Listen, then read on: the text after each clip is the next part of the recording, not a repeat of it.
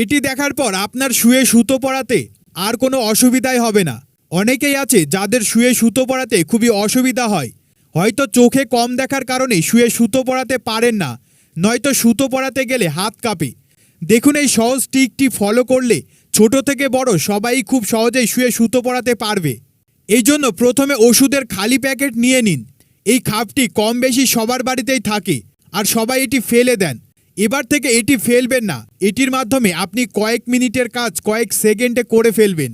এই খোসাটির একপাশে চিকন করে কেটে নিন, ঠিক ভিডিওতে যেমনটি দেখানো হচ্ছে। বিশেষ করে এটির মাথার দিকটা একটু সূচালো করবেন। ঠিক তার একটু নিচে ছোট্ট একটি খাঁজ কেটে নেবেন, যাতে করে আপনি খাঁজটির মধ্যে সুতোটি ভালো মতো সেট করতে পারেন। এরপর এটিকে সুইয়ের মধ্যে প্রবেশ করিয়ে ওই খাঁজটির মধ্যে সুতোটি পরিয়ে দিন। এবার দেখুন, খোসাটি টানা মাত্রই সুতো পরানো হয়ে গেল। আপনি চাইলে এখানে ওষুধের মোটা খোলাটি ব্যবহার করতে পারেন।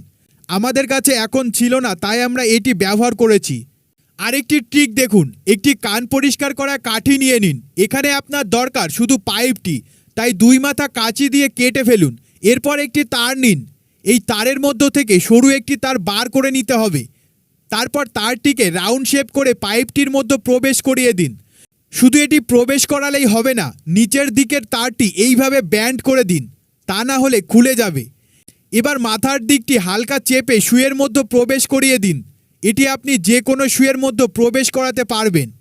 দেখুন কত সুন্দরভাবে সুতো পরানো হয়ে গেল।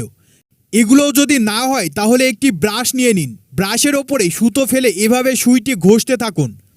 দেখবেন সুতো পরানো হয়ে গেছে। ভিডিওটি অনেকেরই কাজে আসতে পারে, তাই অবশ্যই করে শেয়ার করে দেবেন। আর আপনার কোন ট্রিকটি সবচেয়ে ভালো লাগলো অবশ্যই কমেন্ট করে জানাবেন।